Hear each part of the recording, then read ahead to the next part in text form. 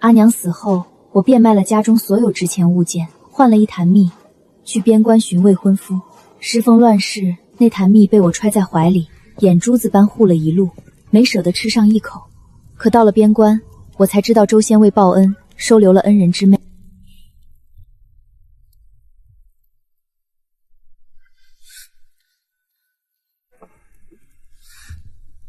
乔哥哥，这北地的风吹得我脸都疼了。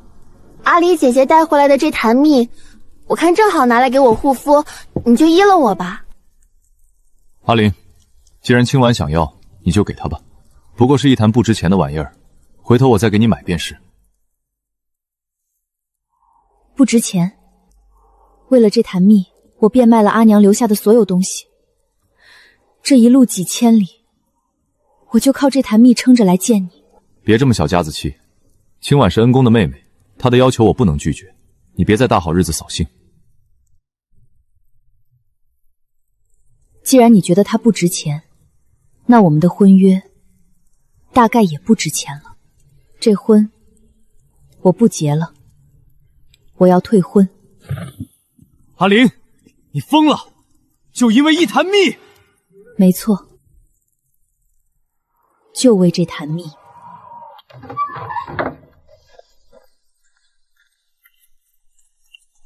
阿林，别闹了，这么大的雪，你能去哪儿？青婉再不懂事，也是恩公的亲妹妹，我对她有报恩之责，自然怠慢不得。你怎么就不能体谅体谅我？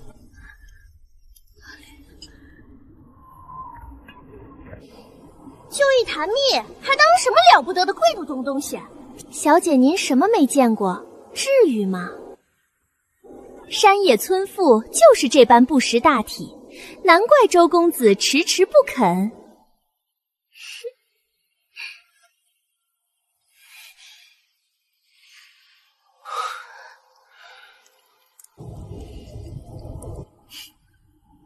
确实，山野村妇高攀不起。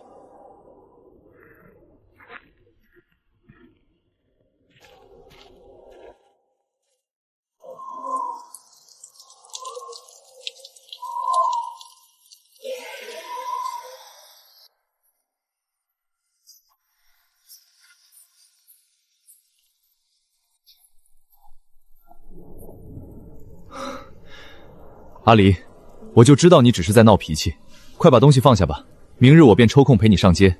你想要什么蜜，咱们再买就是。不用了。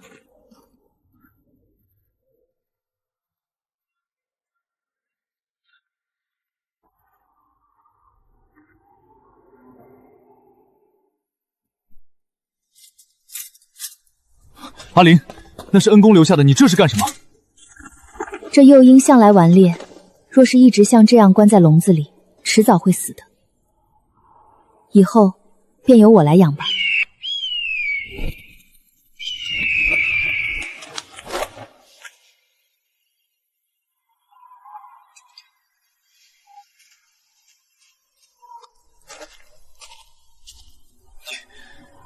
你到底要闹到什么时候？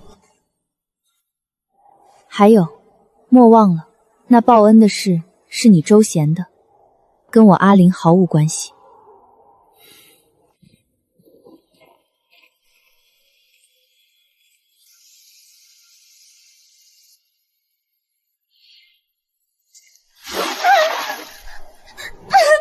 阿强哥哥，我摔倒了，好疼！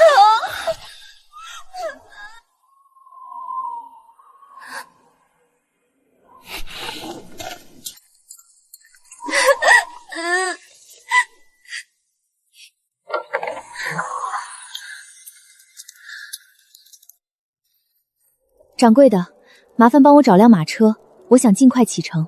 哎呦，小娘子，你看这漫天大雪，路都封了，这当口，车夫们保命都来不及，谁愿接这出城的活事啊？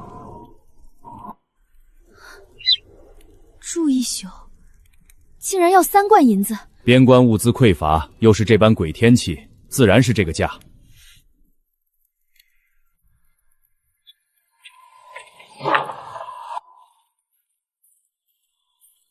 小娘子，这冰天雪地的，你要去哪儿？大叔，请问您这是去罗珠城吗？正是，我要带小孙女回家。看你这样子，上来吧，顺路捎你一段。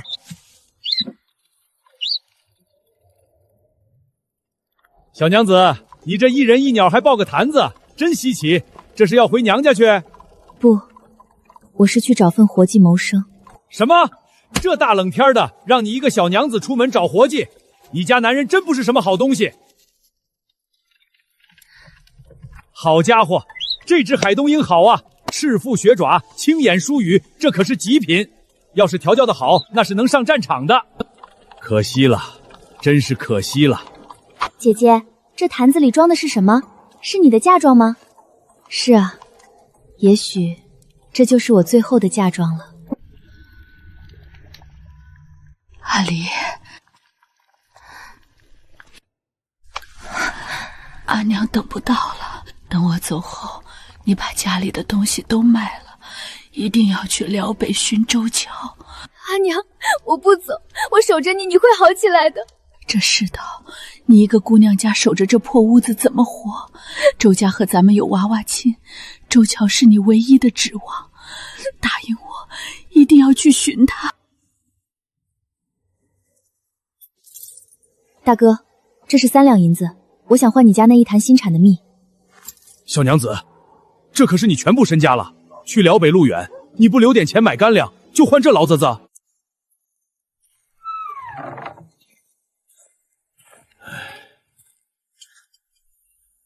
周乔他自幼带了弱症，受寒就咳得厉害，这蜜有兰花香，滋补最好，带着它比留着银子值。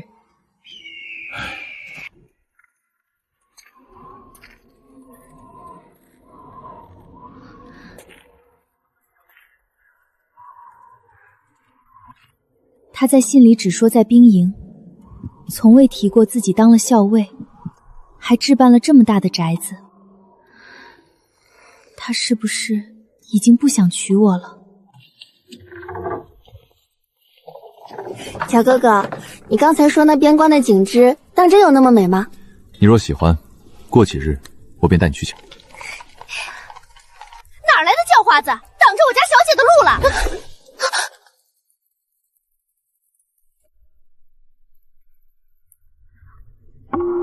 阿玲，今晚快来看，这便是我同你提起过的阿玲，我自幼定下的未婚妻。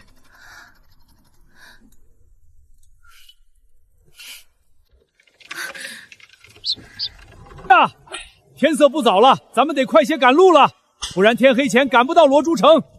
姐姐，你刚才在想什么？这坛蜜一定是你最宝贝的东西吧？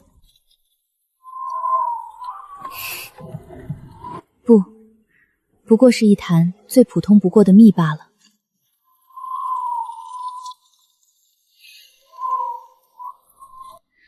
桑吉大叔，一路保重。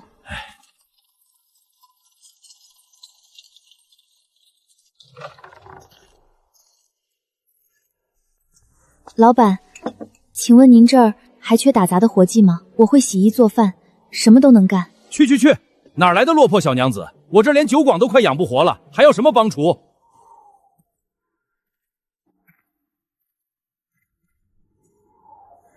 阿宝，要是再找不到地方，咱们连今晚的客栈钱都付不起了。哎，小姑娘，我看你在这转了好几圈了，还没寻到活计。是大叔，这罗珠城比我想象中难留。既然没处去，不如帮大叔个忙。我家那老婆子正愁一个人忙不过来，缺个帮厨，活计不算辛苦，管吃管住，你愿不愿意？愿意，我愿意的，谢谢大叔。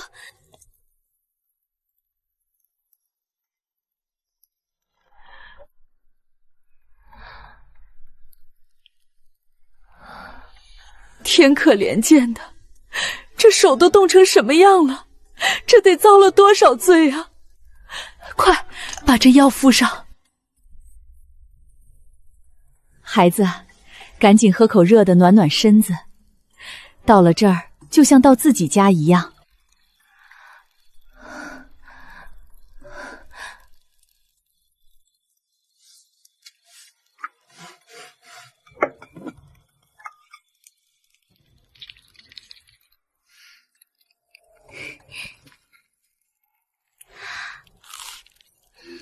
好香，好甜啊，姐姐。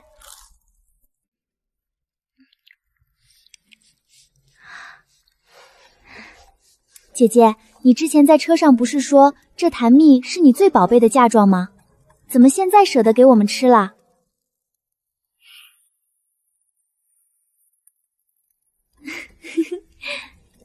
因为对我好的人，姐姐自然舍得。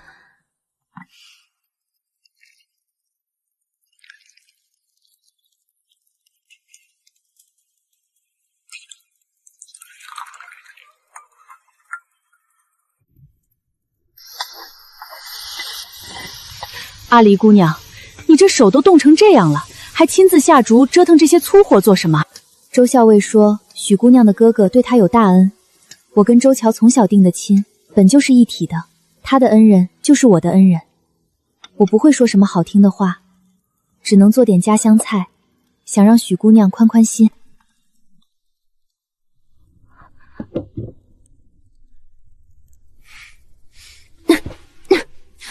拿走吧，我这身子今日不爽快，见不得这些油腻物呀，一筷子也不想动。乔哥哥，你快说说阿林姑娘，她是客，我岂敢劳烦她亲自给我做饭？这要是传出去，别人该说我许清婉不懂规矩，怠慢了未来的嫂嫂。我只是想，阿玲自幼长在山野，笨手笨脚的，她做的这些上不得台面的东西，清婉见笑了。我知道你不爱吃这些，特意去街市买了最出名的精巧蜜饯，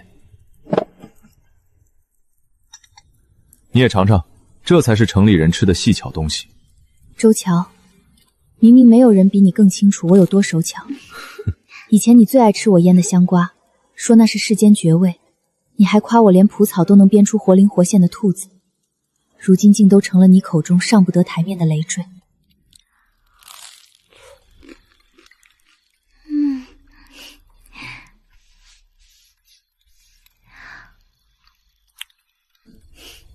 姐姐，你是不是不宝贝这坛蜜了？姐姐只是觉得，再好的东西也得跟喜欢的人一同分享才算好东西。至于那些不在意的人，这坛蜜，他们这辈子也别想再吃上一口了。阿娇哥哥，我是不是闯祸了？阿离姐姐，她好像真的生气了。她是山野出身，性子直，受不得一点委屈，不过是为了一坛蜜，竟然闹到要退婚的地步。走了也好，清婉是许守卫的亲妹，我在军中升迁全靠许家照拂。若阿渊留在这儿，迟早会跟清婉起隔阂，到时候我夹在中间，才是真的为难。阿万哥哥，我哥哥过几日便从环海城回来了，他信中可是多番夸赞你，说你是他的左膀右臂呢。我是河东周氏之后，认祖归宗需要这赫赫军功。清婉，你放心，我不会让许守玉失望的。这是我未婚妻。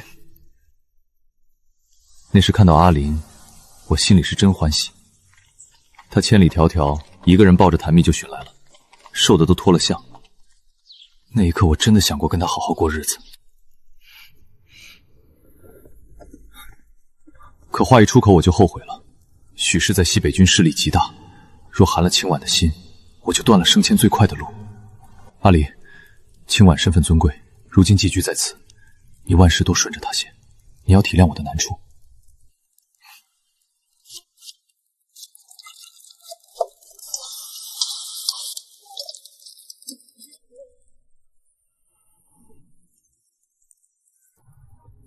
阿乔哥哥，这风雪这么大，阿丽姐姐一个人在外面。你不了解她，阿玲这人最是心软，她那句退婚不过是气话。等我过段日子升了都尉，去接她回来，低个头认个错，她自然就心疼我了。这世上除了我，她还能依靠谁？校尉，羌人那边似乎有些异动，我们要加强巡逻吗？派人跟着他，别让他发现，务必保证他的安全，及时向我汇报。是。小娘子，你看好了，这驯鹰最要紧的就是这套口令，长哨是远击，短哨是回朝，你试着练练。大叔，其实我不用这些，我平时直接跟阿宝说话，他都能听懂的。直接说话？你是说，你能听懂这小鹰的叫声？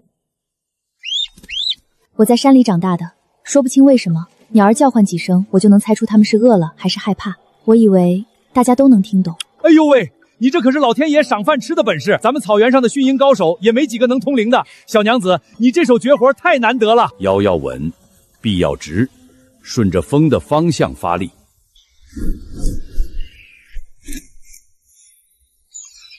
好样的。阿宝，你在哪儿啊？阿宝这贪玩的小家伙，怎么这时候还不回来？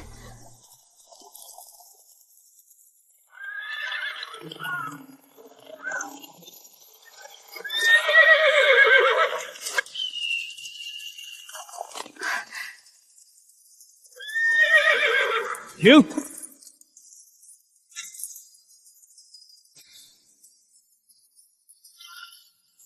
这是小娘子养的鹰。是我养的，将军有何指教？拿下，连人带鸟一起带走。你们干什么？凭什么抓人？快放开！住手！快住手！误会，全是误会。将军息怒，这孩子是我的帮厨，这鹰才刚开始训，他是调皮了些，方才准是混进你们西北军的辽鹰队里捣乱去了，绝非奸细呀。西北军重地，辽鹰关乎军情。哼，岂容这小鹰胡闹？若是再有下次，杀无赦。叫你贪玩，差点命都没了。沈校尉，这可是咱草原上的老交情了。沈校尉跟周校尉一样，都是咱们西北军的栋梁。刚才听桑吉大叔说，你能听懂这海东曾的叫声？能听出个大概。这倒是新鲜。既然如此，不如小娘子露两手给沈某瞧瞧。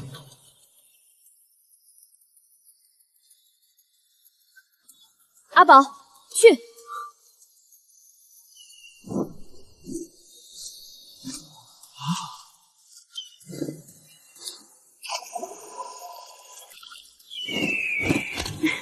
好身手！沈某在西北军中见过无数辽鹰，倒还没见过这么听话、这么有灵性的。沈某有个不情之请，这些幼鹰是军中刚得的，野性难驯，想托付给小娘子驯化。沈校尉，我怕我做不好，耽误了军中大事。做得好有赏，即便做不好也无妨。总之，我沈竹星信你。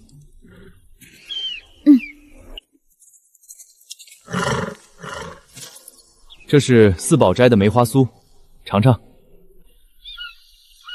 这是玲珑阁新出的胭脂，颜色衬你。这是胡姬酿的花果酒，不醉人。哎呦，沈校尉这些日子跑得可真勤快，回回都不落空。咱们阿离长得好，心自长又善，我看这沈校尉是一门心思扑在你身上喽。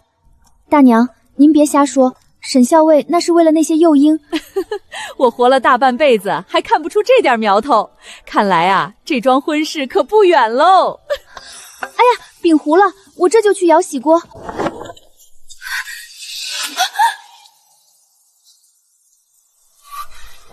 阿离，刚才大娘说的，你要嫁给谁？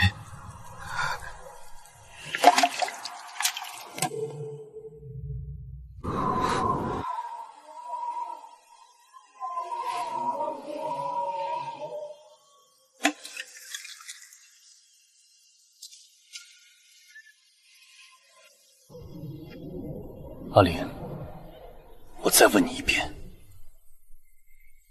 你要嫁给谁？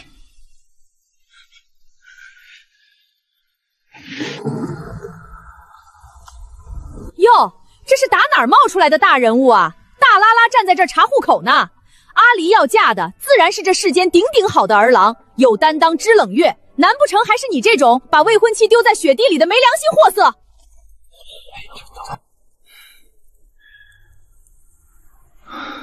阿离，别让旁人看笑话。这一年你受的苦，我知道了，闹够了就跟我回去。周校尉，你是不是误会了什么？我没闹。阿离1年前在将军府，当着许姑娘的面，我就说过，这婚我不结了。我们已经退婚了，你忘了？你性子向来单纯，是不是这1年旁人跟你说了什么？还是这些边民受了谁的指使在蛊惑你？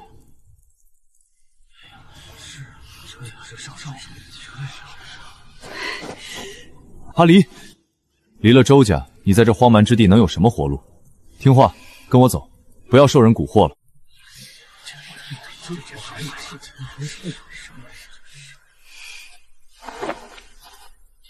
这京里来的官爷好大的威风，一张嘴就说咱边关没好人。可不是嘛，他哪知道阿离姑娘在咱是出了名的撩阴能手，沈小将军疼得跟什么似的。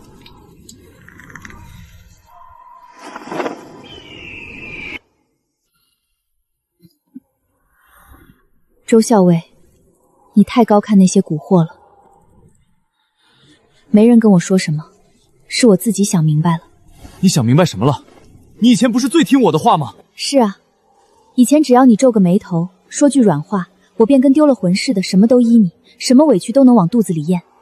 阿玲，你果然还是记惯。可我被人为难，被人戳着脊梁骨骂山野村妇时，你何曾顾虑过我的感受？你在许清婉面前讨好献媚，让我像个笑话一样待在厨房里时，你可曾想过我也会疼？一厢情愿的感情注定会受伤的，周校尉，这世上没有谁能一直抛着一肚子委屈过日子。所以你宁愿留在这苦寒之地，跟一群边关百姓待在一起。阿玲，你别忘了你的身份。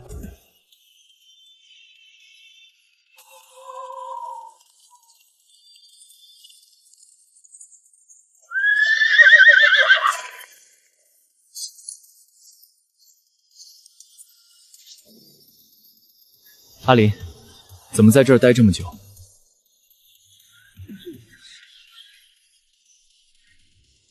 有人找麻烦？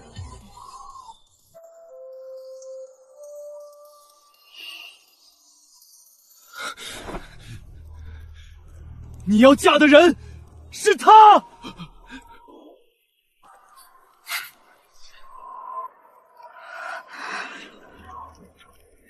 沈校尉，这婚约的事其实……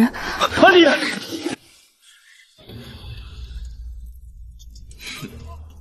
阿离，我果然没说错，你终究是没见过世面，被这姓沈的蛊惑了。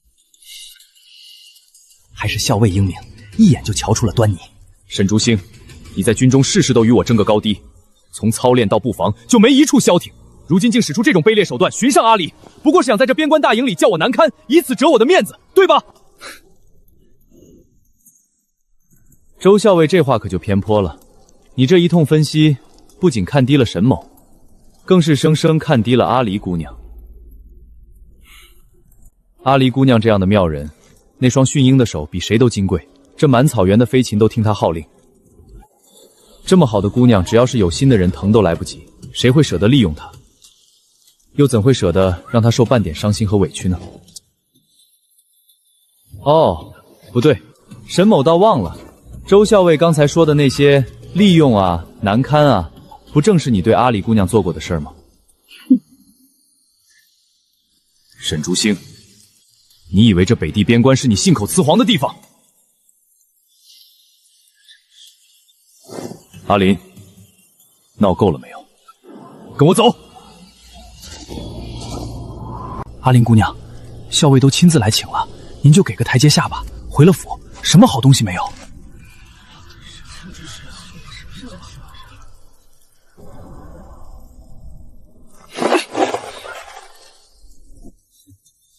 跟我上马车，有什么话回府再说，别在这儿丢人现眼。你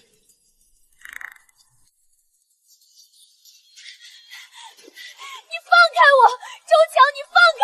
我说过我不回去。阿离，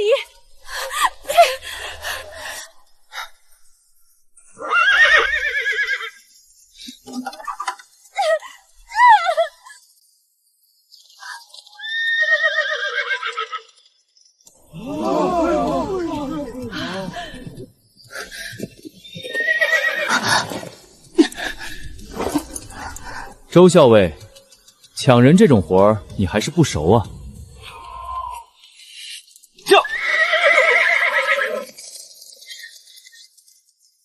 沈竹星，你敢！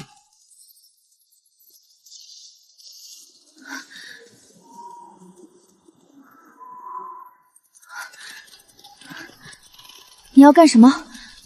带你逃啊！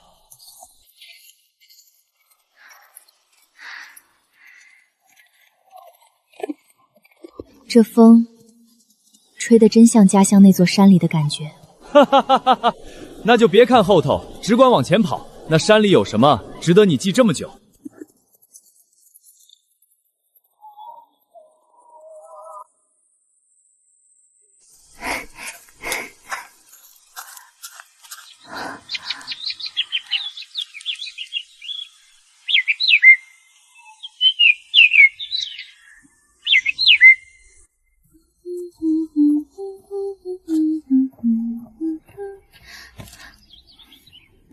乔哥哥，你猜我刚才在山上听到了什么？那树上的黄鹂说，这山后头藏着一窝刚满月的小兔崽儿。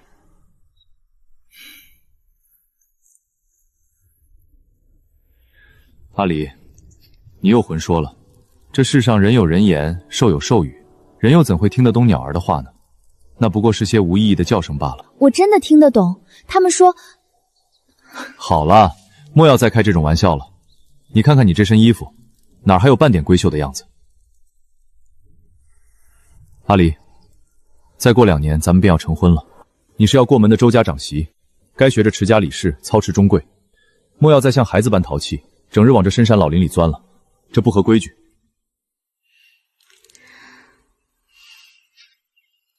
我知道了。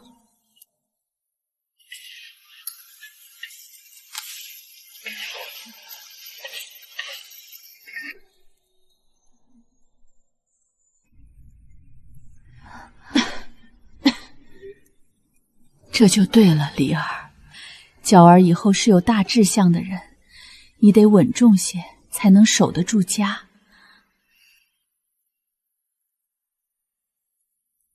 从那以后，我便很少上山去了。那些能够与生灵沟通的天赋，被他亲手埋葬在了青州的老宅里。留在家中，跟着阿娘学做饭，学刺绣，学做一个合格的娘子。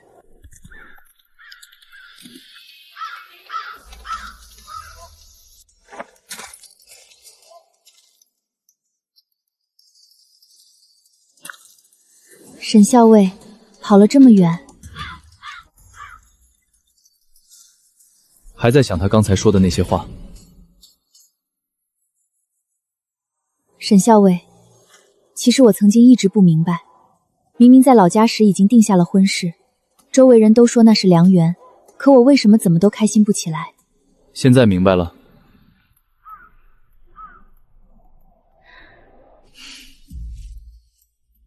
明白了。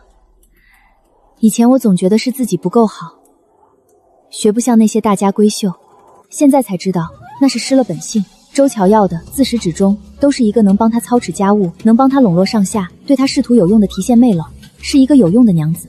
可我阿离天生就是要在山上跑，要听鸟儿说话的人，我成不了他想要的那种有用。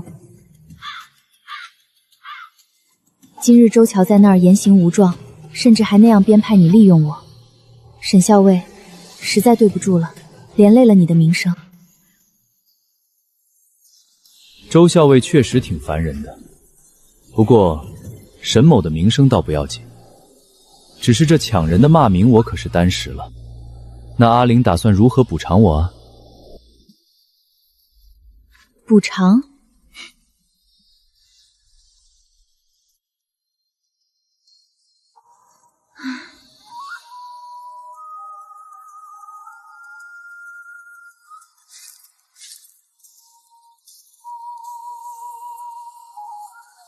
既然要补偿，沈某也不贪心。听闻阿离姑娘做的蜜饼是这营地一绝。蜜饼？我早就馋这一口了。每次路过桑吉大叔的庄棚，都能闻到那股子兰花甜香味儿。偏偏阿离姑娘大方得很，分给阿依娜，分给路过的哨兵，却从来不肯分给沈某一口。我也挺纳闷的，你平日里那么宝贝那坛蜜，连阿宝都不让碰。沈某就想知道，那蜜尝起来到底是什么滋味，竟能让你守得跟命根子似的。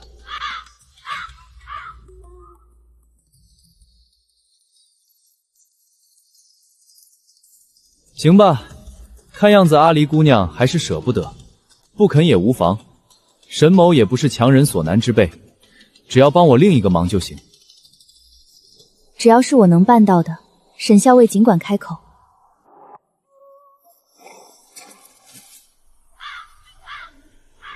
边关战事吃紧，眼下入了冬，雪野茫茫，羌人异动频频。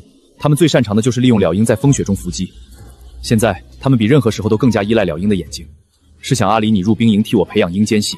边关战事吃紧，羌人善育鹰，西北军在这上面吃过不少苦头。上回阿宝无意间混入羌人的辽鹰队伍，甚至带回了敌营的动向，这倒是给了沈某一个极大的启发。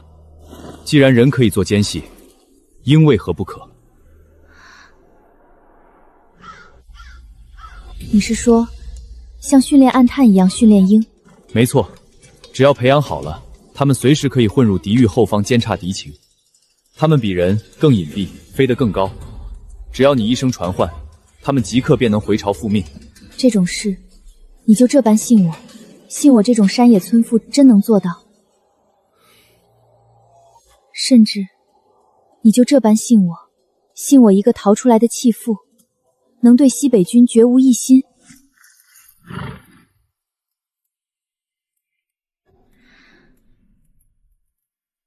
我信你。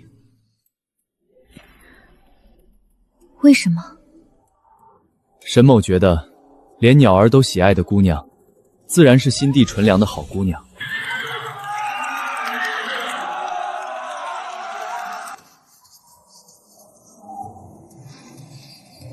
阿林姑娘，这雪下得这么大，婴儿们真能穿过那片浓烟带回消息吗？沈校尉他们带的人马可不多，要是中了伏，他们能。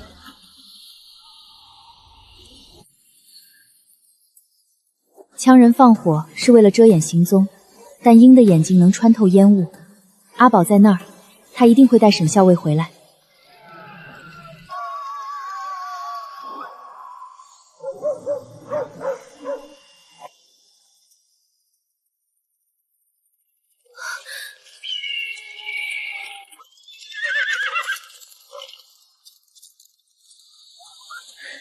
沈校尉，大圣！沈校尉带人端了羌人先锋营，桑吉大叔家的帐篷被保下来了，人马都齐全。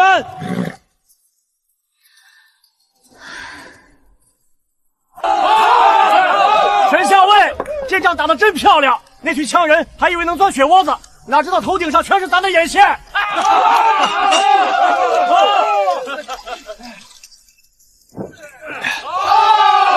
沈校尉当真神机妙算，这战功报到京城，怕是又要升一级了。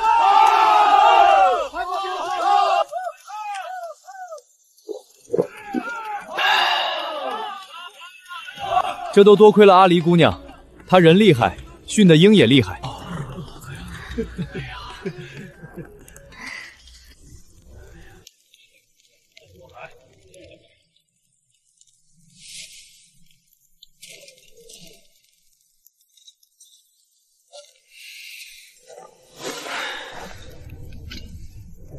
瞧见没？这就是咱军中的功臣。沈校尉说的对，阿离姑娘，以后咱兄弟的命可都指望您的鹰了。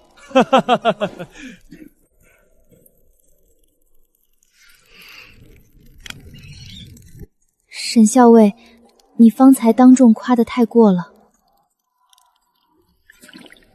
这算什么？沈某向来只说实话。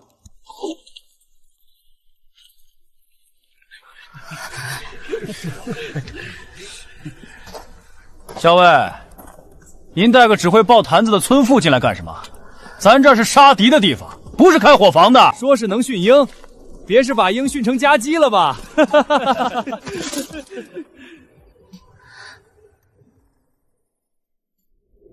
都闭嘴！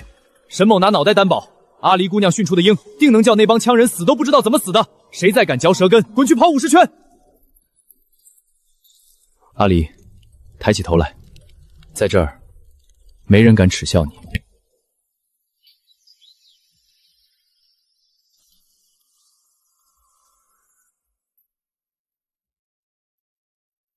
你看，此处是雁门关，地势险要。阿离，沈校尉，谢谢你。谢什么？从前周乔总说我对着鸟儿自言自语是淘气，是不合规矩。可原来这些话真的有人听得懂，不仅不怕被笑话，还能立进宫。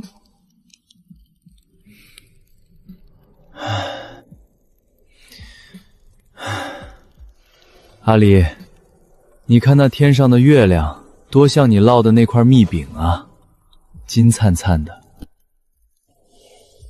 可惜啊，沈某忙前忙后这一年，到现在竟连一块都没吃上。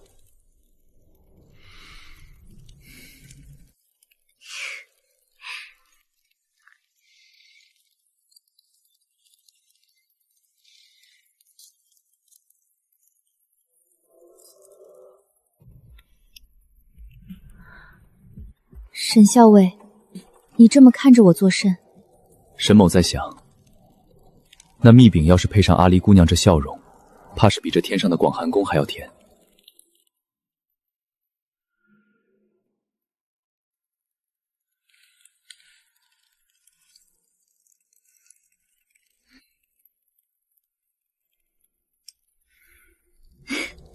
说好了，明日一早我便亲手做蜜饼给你吃，管够。哟，阿离姑娘今儿起得真早，这又是要给沈校尉做那传闻中的蜜饼呢。沈校尉当真是有福气，咱哥们几个闻着那兰花香，口水都快流地上了。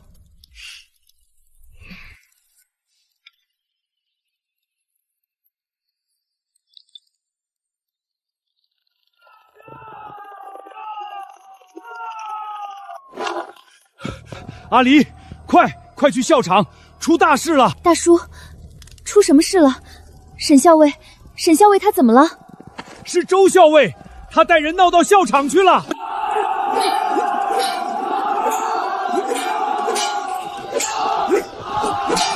打得好，不愧是沈校尉，这枪法当真神了。那周校尉也不是吃素的，这分明是要拼命啊！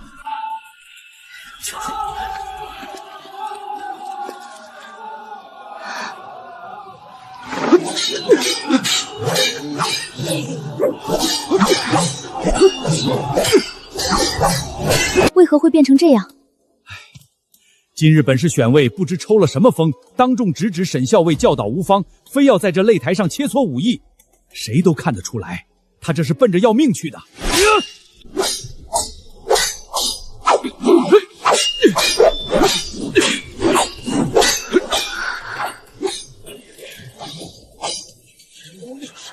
这周校尉吃什么长的？这力气简直大得像头蛮牛！你不知道，听说周校尉天生神力，寻常3、5个壮汉都近不了身。沈校尉这回怕是悬了。我是知道的，周乔天生就比旁人力气大，后来在京郊学了那一身搏命的功夫，他是真会打死人的。这沈校尉平日常在外面带兵，走的是清零的路子，在这方寸擂台上硬碰硬，太吃亏了。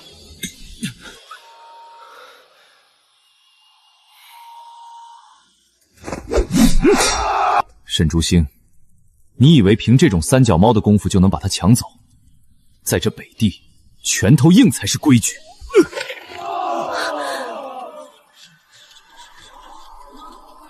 手！周乔，你疯了！这是切磋！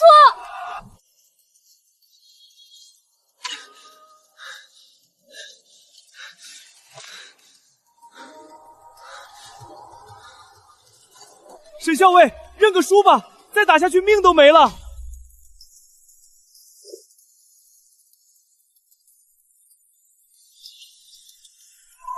还不认输？那我就打到你爬不起来为止。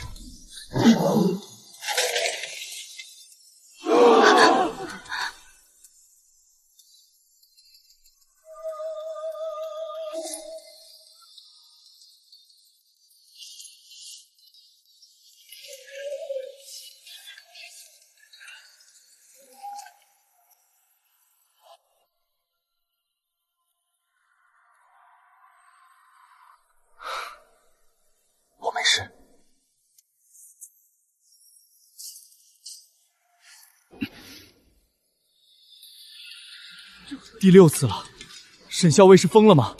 再站起来真的会没命的。周校尉那是铁了心要把他废了呀，这种打法哪里是切磋，分明是屠杀。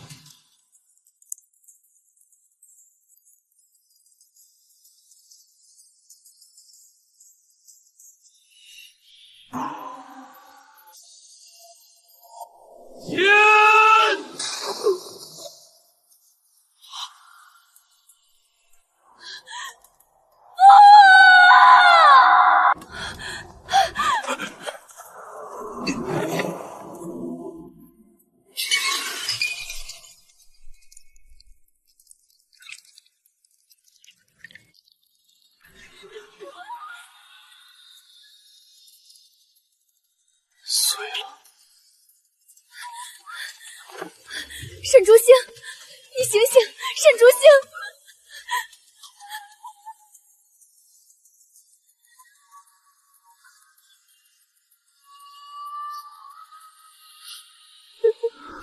灵儿，别哭，我这不好好的吗？沈某还没吃到秘饼，死不了。不要说话了，求你不要说话了。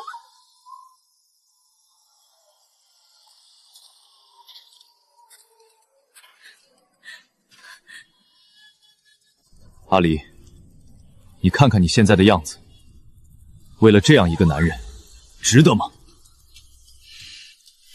周校尉这话怎么听着像是在替阿离姑娘着想？拉倒吧，刚才下手那么狠，现在装什么深情？是又如何？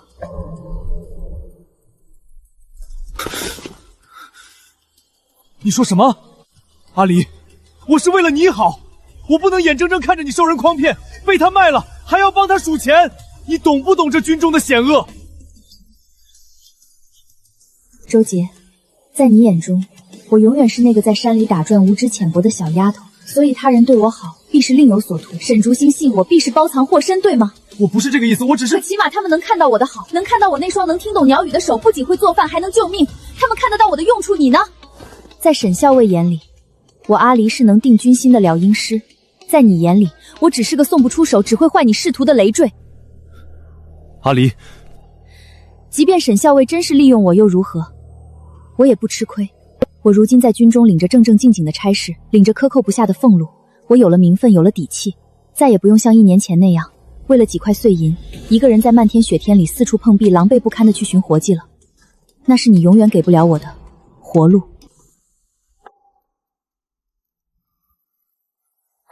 阿离姐姐，那个穿黑斗篷的周校尉还没走远呢。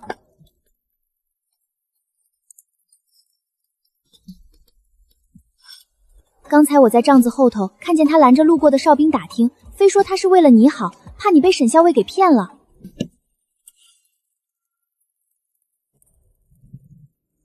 周乔总是这样，说的比唱的还好听。可他把沈校尉打成那样，大家伙都瞧见了呀。既然是为你好，干嘛要伤你最在意的人？阿娘生前总跟我说，一个人是否真心待你，得看他是实实在在做了什么，而不是在那儿红口白牙的说了什么。这个道理我以前总想不透，总觉得只要他肯低头说句软话，便是还有情分在。如今在这边关经了这么多事，我才自己一点点悟了出来。周乔口口声声为我好，可这1年多来伤透我心的人是他，在府邸里冷眼看我受冻挨饿的人是他，如今回过头来站在高处苛责我，说我无知浅薄的人，竟然还是他。哼，他就是看不得姐姐现在过得好。天底下哪有这么好的事？想要别人献出一颗真心，自己却连半点信任、半分体面不肯付出。他口里的为我好，不过是为了全他自己的面子罢了。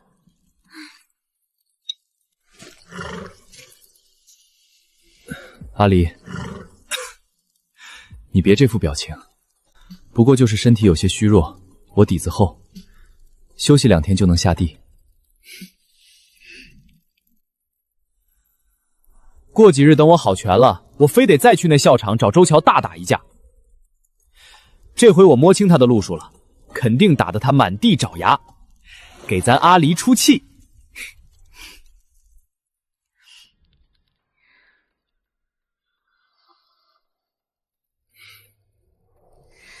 好，到时候再找刚才那个大夫吧，诊金便宜些。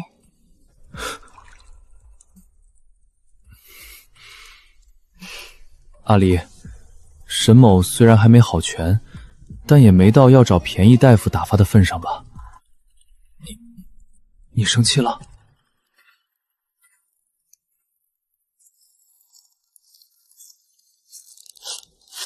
沈校尉神勇无双，在那擂台上第6次站起来的时候，何曾想过有人会生气？这样也好，你既然爱在那擂台上硬挺，省得我还得费心思给你榨什么蜜饼，浪费了那坛好蜜。那哪行？沈某这半条命就是靠着那蜜饼的念想吊着的。毕竟命要是都没了，也就不需要吃什么东西了，更不需要什么蜜饼了。沈校尉说是也不是？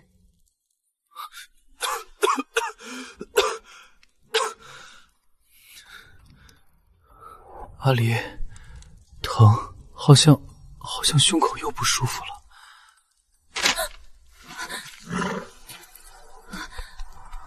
哪里疼？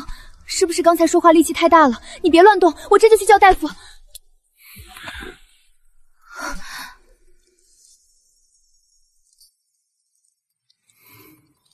阿林，药太苦了，身上也太疼了，我想吃点甜的。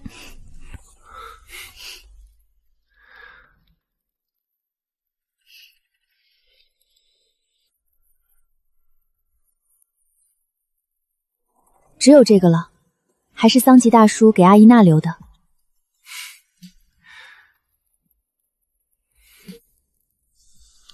阿离，我想吃的不是这个。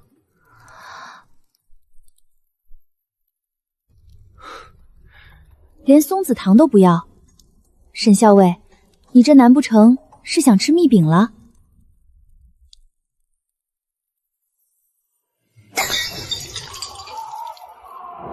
那坛蜜打碎了，沈校尉且忍忍，明日我便去罗珠城里寻最好的铺子，先给你买坛蜜回来。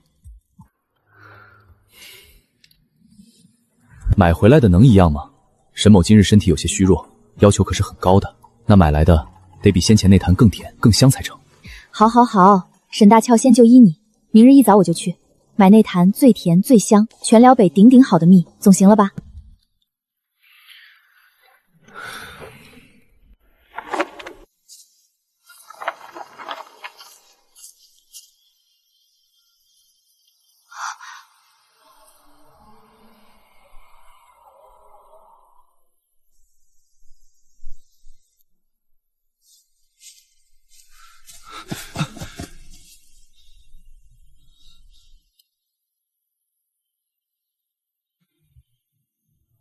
阿离，对不住，那坛子因我碎了，好在还没有全部渗进土里，还剩下一些蜜，我都一点点捡回来了。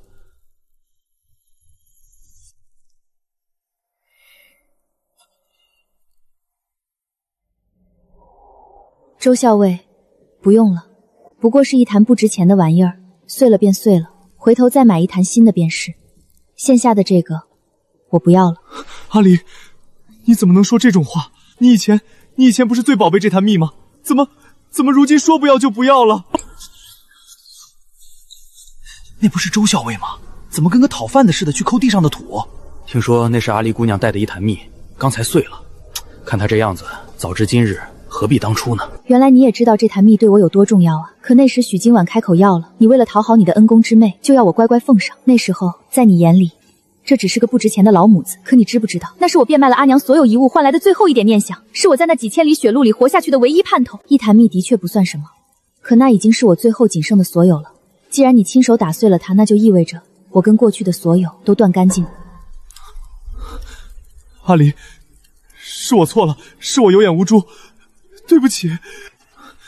别在这儿待着了，跟我回去吧。我发誓，以后在这北地，我绝不会再让你受半点委屈。不管是名分还是荣宠，我统统都给你。周乔，有些事我们还是要好好说清楚。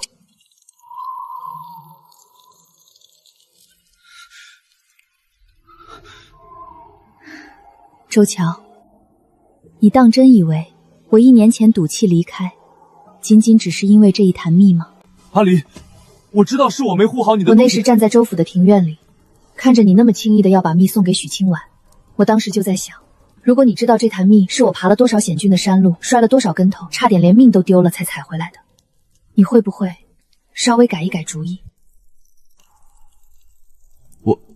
我当时不知道。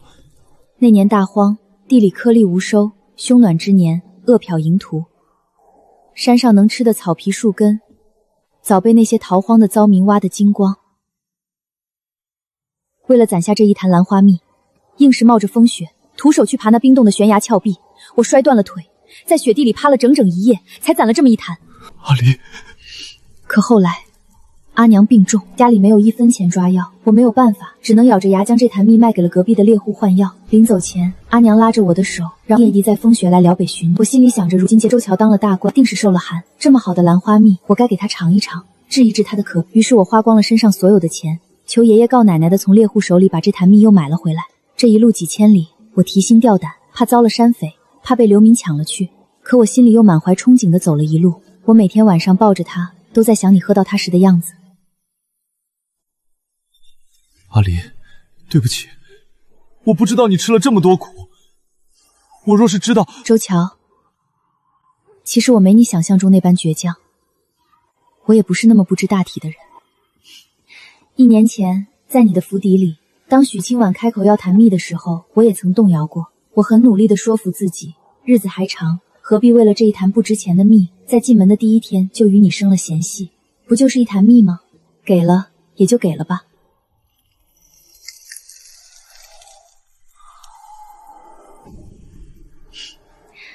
可许清婉让我改了主意。清婉，她当时不过是骄纵了些，你何至于记恨到现在？我不是记恨她，我是看清了你们。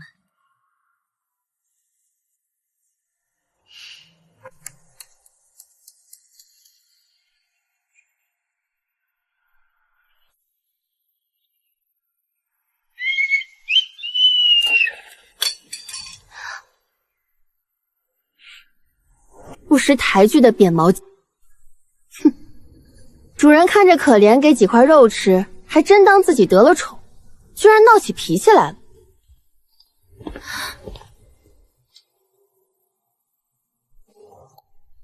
去拿铁链来。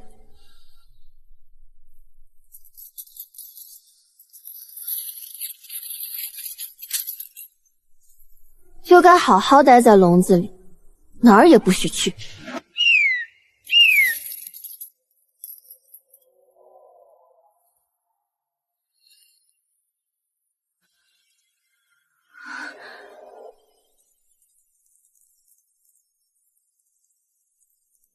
周乔，你让我回去，无非也是想给我打造一个更华丽的笼子。不，阿离，我是真心想娶你，我想护着你。鹰天生就应该在天空翱翔，而不是困于牢笼；天生就应该自己捕猎，而不是受人喂养。周乔，我怕日子过着过着，我变成了阿宝。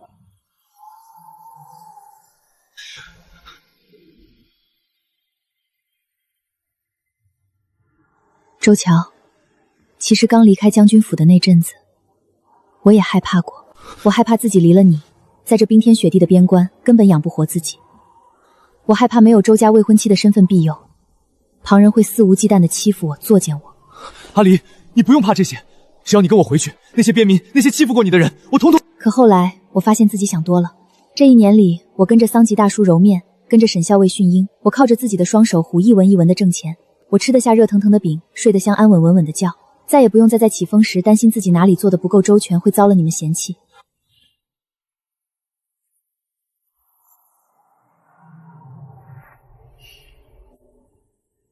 周乔，那样整日战战兢兢、受尽委屈的日子，我阿离这辈子再也过不下去了。你一向最擅长权衡利弊，在青州时，你权衡过2家的娃娃亲；在边关时，你权衡过许家的仕途助力。周乔，别在这件事上犯浑，不值得。许清婉是守玉的亲妹，能让你在这大营里平步青云，她比我更适合你，你心底比谁都清楚。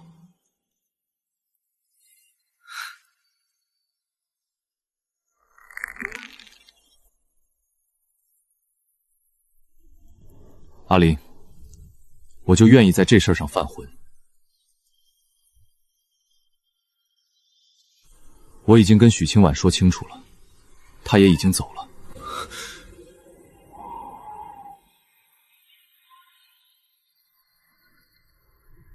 那是你跟他的事，不用说给我听。阿离，你怎么能说得这么轻草？我为了你，你为了谁都与我无关了。周乔，你放走了你的仕途，那是你的选择，别指望我会为此感激你。阿离，从今往后，我再也不伤你心了。以前是我混蛋，是我猪油蒙了心。我在这儿立誓，我会一直等你，直到你回心转意。1年、2年，哪怕是一辈子，我都等。迟了。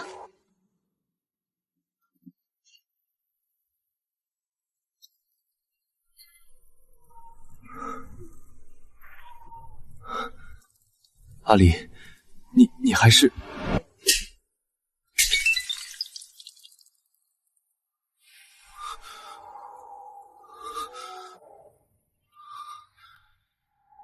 你公报私仇，这巴掌是替沈竹心打的。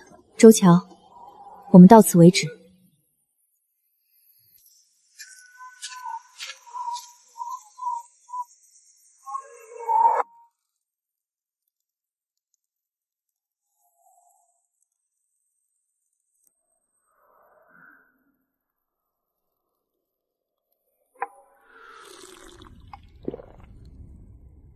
周乔，这3个月你在环水城一战成名，生生撕裂了羌人的防线。如今升任5品都尉，总算能回我河东周氏认祖归宗，没给你爹丢脸。年纪轻轻便是上骑都尉，前途不可限量啊！不过周乔，如今你已立了业，这成家立室之事也该定下了。族长，我瞧着咱们河东王家的嫡女温婉贤淑，正配得上咱们这位新科都尉。早年间，家母在青州时，曾为我定下一门娃娃亲。青州，那穷乡僻壤能有什么大户人家？周乔，你如今是5品都尉，娶个上不了台面的村妇，岂不成了同僚之间的笑柄？对你的仕途更是毫无裨益啊！胡说！我河东周氏100年氏族，门风清正，祖宗定下的娃娃亲，那便是一诺千金。若因今日大贵便抛弃发妻，与那背信弃义有何异？我周家断不可出此等背德坏名之辈。族长教训的是，周乔定不背信义。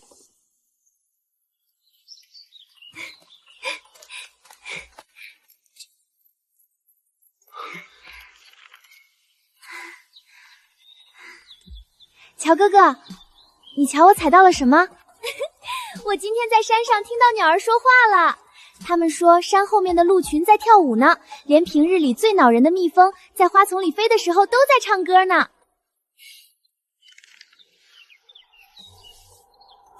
又说傻话，裙子脏成这样，哪像个要过门的心腹？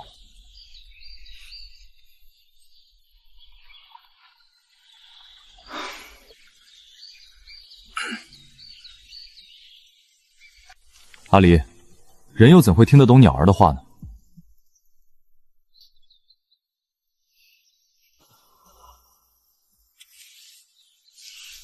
我那时候其实并不知晓，原来阿离早就悄悄入了我周乔的心。周校尉，抢人这种活儿你还是不熟啊。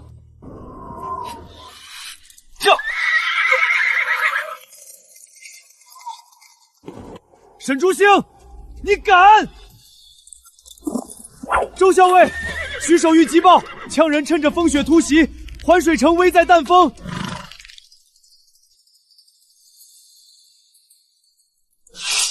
整军，随我增援环水。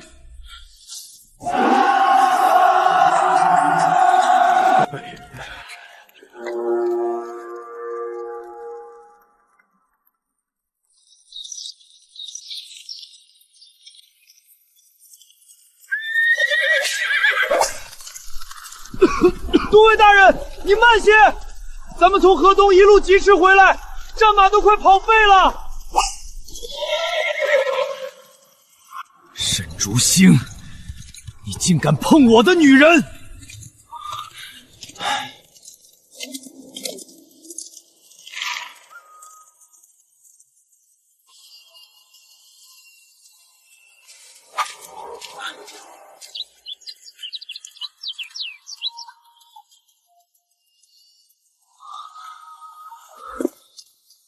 阿离，周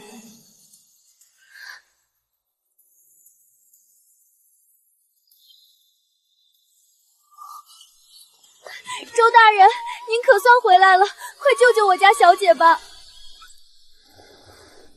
怎么是你？阿乔哥哥，我等了你整整3个月，我家里派了人来辽北寻我，说是在京里给我定了门亲事，逼着我马上回去成婚。是啊，周大人，大少爷远在环水，家里那些长辈做主，非要把小姐嫁给一位年长的泽官官员，小姐不肯，这才一直留在您这里。阿乔哥哥，你如今升了都尉，又重回周氏宗族，只要你开口娶我，我哥哥定会出面周旋。我不想走，求你帮帮我。既是父母做主的婚事，自当遵从。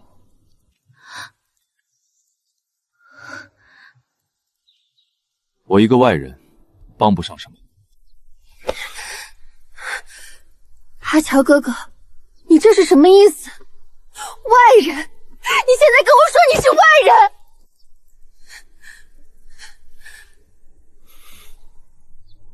若你真当自己是外人，当初阿离带回来的那坛蜜，你凭什么说给我就给我？若你真当自己是外人，为什么在府里处处由着我作践阿离，连看都不多看他一眼？你给足了我偏爱，让满府的人都以为我是这里未来的女主人。你给了我这么大的错觉，现在你拍拍屁股说你是外人。我懂了，周乔，你根本就是个虚伪至极的小人。当初你无权无势，需要我哥哥在军中替你铺路，需要许家的势力扶持，所以你百般迁就讨好我，任由我轻射你的未婚妻。如今你在环水立了功，升了都尉，派上河东周氏宗族，便想抛开许家与我划清界限，是不是？许清婉，你住嘴！我偏不闭嘴！你拿着阿离当借口，装出一副深情无悔、重信重义的模样给谁看？你若是真的重信义，1年多前他在大雪里走的时候，你为什么不追？你当时权衡的是你的前途，是你的仕途，你骨子里自私自利，最爱的人永远是你自己。我已有未婚妻，就是阿玲，怎会另娶他人呢？许姑娘，请自重。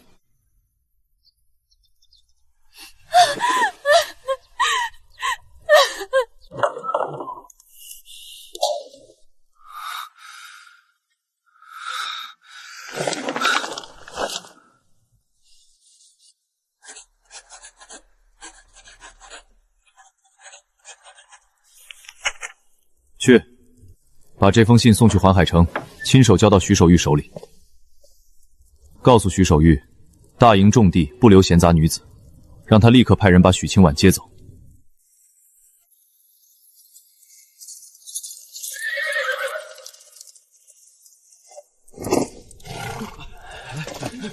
听说了吗？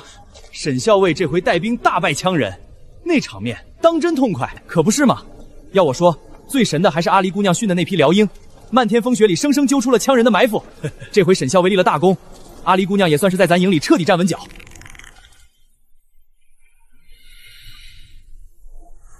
阿离性子向来单纯，脾气又好，连踩死只蚂蚁都要难过半天。他懂什么军功战阵？定是沈竹星那卑鄙小人利用了他的良善，拿他当争权夺利的棋子。都尉大人，沈校尉在军中名声极好，或许不是利用呢？不是利用是什么？在这北地，若非为了往上爬，谁会平白无故对一个乡野姑娘大献殷勤？沈竹星，你敢算计我的女人，我绝放不过你！你宁可不要这坛蜜，也要护着她。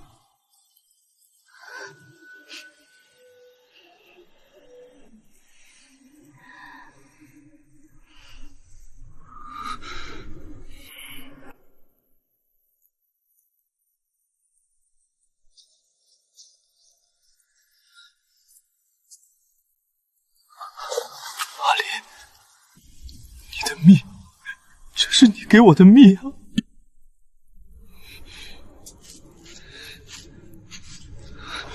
都尉，别抠了，这蜜已经脏了，不能要了。滚开！这是阿离带给我的，这是我的。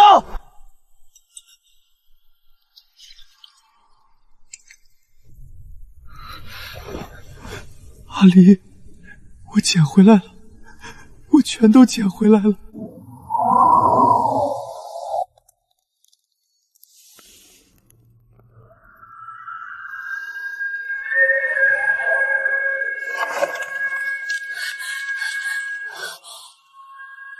阿离姐姐，别绣了，出大事了！强人打过来了！阿依娜，你慢点说。定美关有万丈天线天险挡着，羌人怎么可能轻易打得过来？羌人突袭定丹关，敌军凿穿峭壁，搭建木梯从天而降，关口告急！关口告急！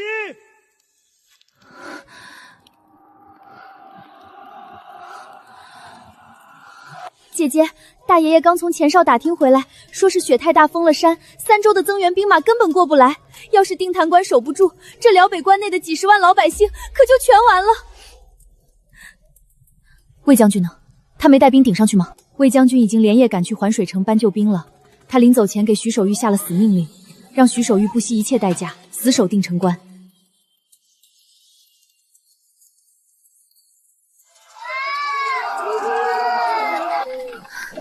阿离，别磨蹭了，赶紧收拾东西，跟大叔和阿依娜一起走。这定藤关怕是撑不了几天，等羌人进来了，想走都走不掉了。姐姐，快上来吧。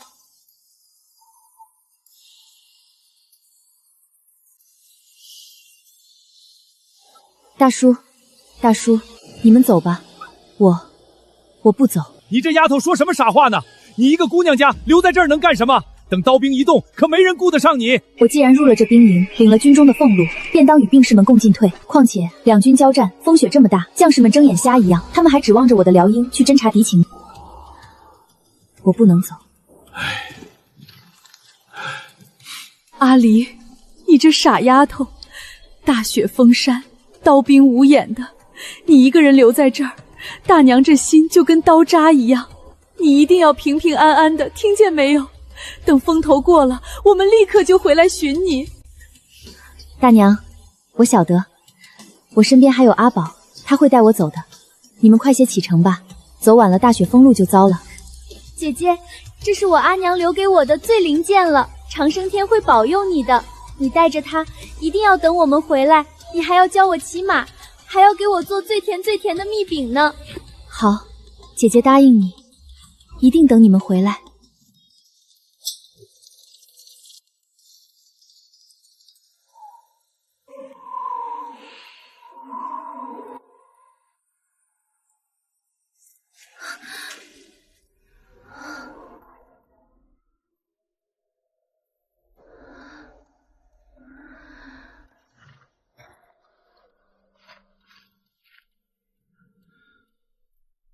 我是来同你告别的。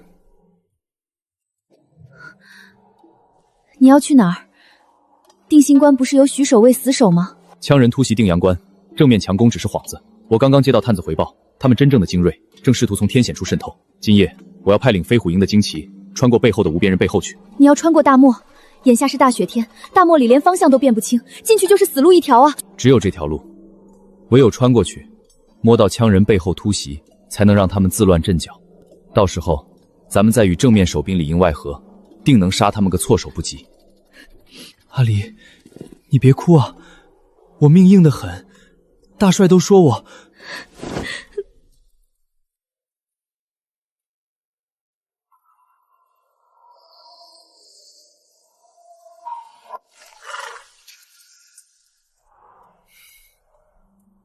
阿离，沈某这条命是长生天给的，但从今往后是你的。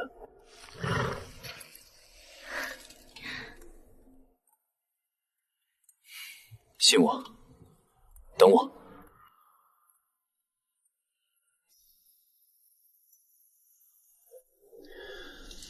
兄弟们，今夜引进壮行酒，随沈校尉迂回敌后，死战破敌。干了！纵使轮回辗转，我辈仍愿追随沈校尉，共守定门关。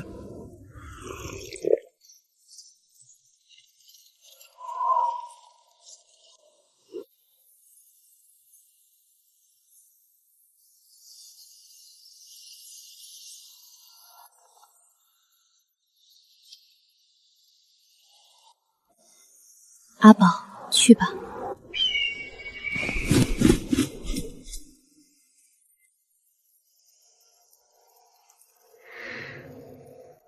阿宝，替我护着他。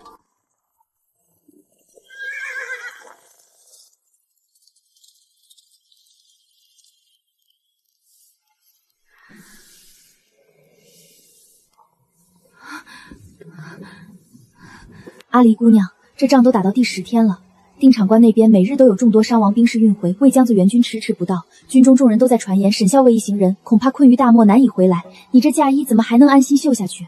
他走时让我等他，这嫁衣我总要在迎他回来时穿上。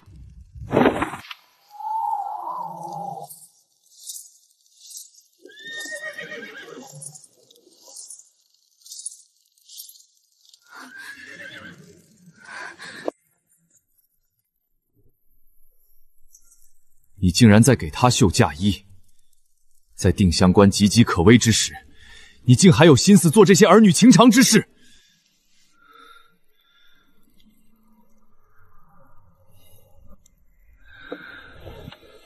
阿离，沈竹星不会回来了，他被困大漠失联，已然归顺外敌，泄露军营行军布防路线，如今他早已背弃家国，沦为敌属。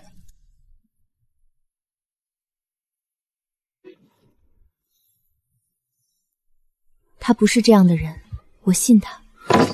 事到如今，你还信他？你看着我，我才是最爱你的人。我们从小一起长大，10几年的情分，难道还抵不过他沈竹星出现的1年吗？你该信的人是我周乔。众人皆对他赞誉有加，你为何偏偏这般信任他？凭什么？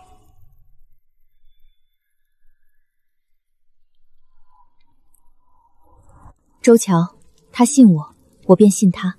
信你？在这纷乱压抑的边捐大营，他怎会真心信任一个寻常女子？这些不过是哄骗你的虚言罢了。而你，从来做不到。你向来对人对事先方费3分。在青州时，你提防2家的婚育会成了你前途的累赘；在兵营里，你提防我会冲撞了许清婉，断了你往上爬的路。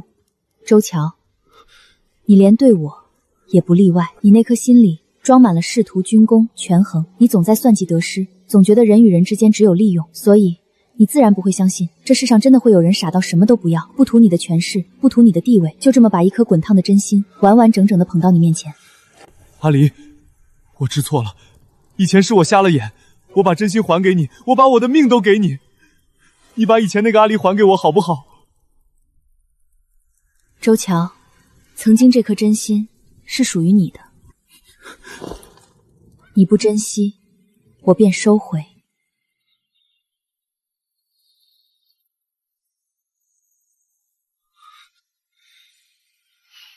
如今才来问这个问题，未免可笑。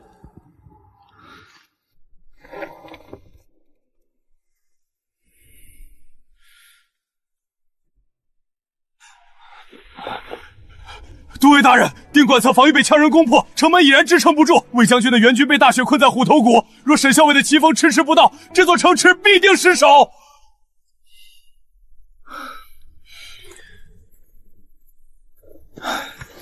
阿离，沈竹星活不成了，定北关也要破了，眼下太危险，我派心腹亲兵连夜送回青州老家吧，至少保住性命。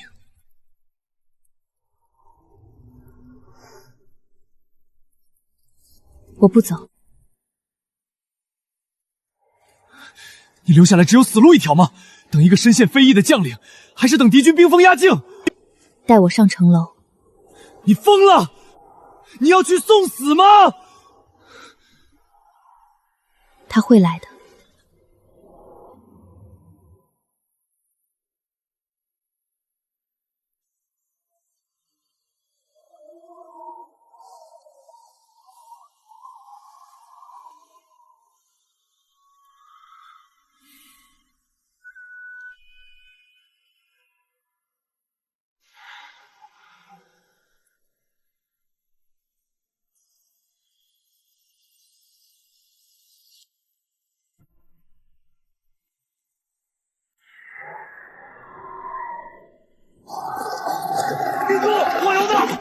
跳下去，城门要破了！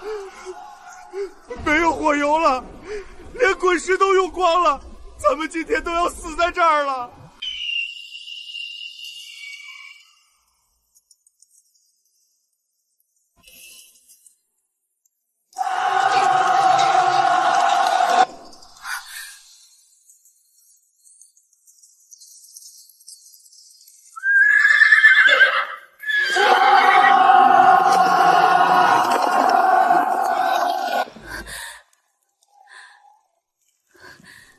是他，是沈竹星，他没有叛变，他回来了。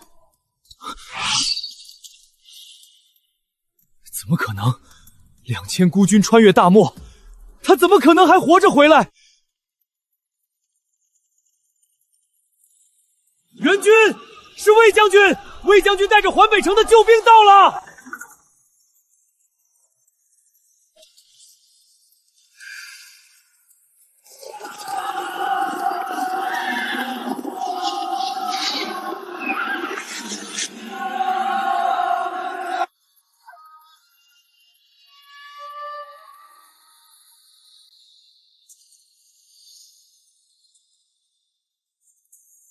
你的执念与骄傲到此为止了，去上战场吧。死在战场上，总比你在这儿窝囊死要强得多。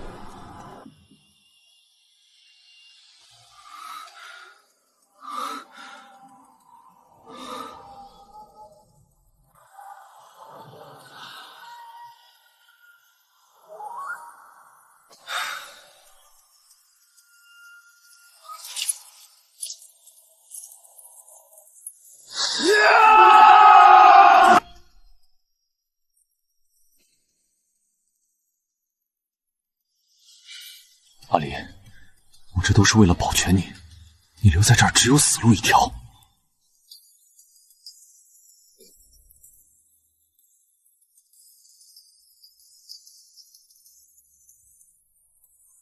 收好，把信收好，留条后路，万一破城。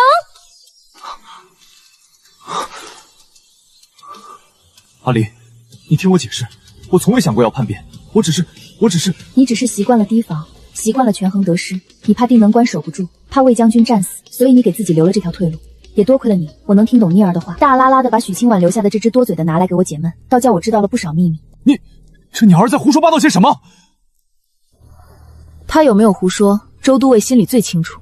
周乔，你做事向来喜欢给自己留3分余地，所以你收了敌方送来的劝降信函，没有声张，对不对？即便你从未有过叛变的念头，可怀疑的种子一旦种下，就很难拔除了。若我将这封信调给魏将军，你猜河东周氏还会不会认你这个都尉？这天下还有没有你周乔的容身之地？那封信是我的死穴，阿离，你想要我怎么样？我要你上阵杀敌，唯有上阵奋勇杀敌，用沙场浴血战功，才能洗清你的嫌疑，以证清白。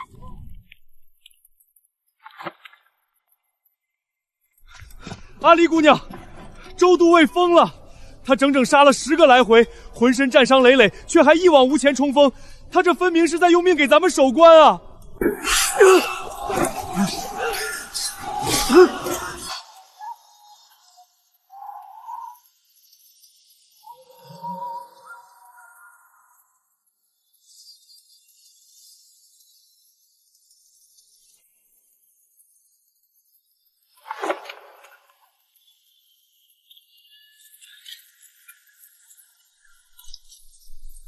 快，开稳点！都尉大人失血过多，快撑不住了！都尉大人，阿离，看我一眼。阿离，我没有当叛贼，我杀敌了，我废了一只胳膊。阿离。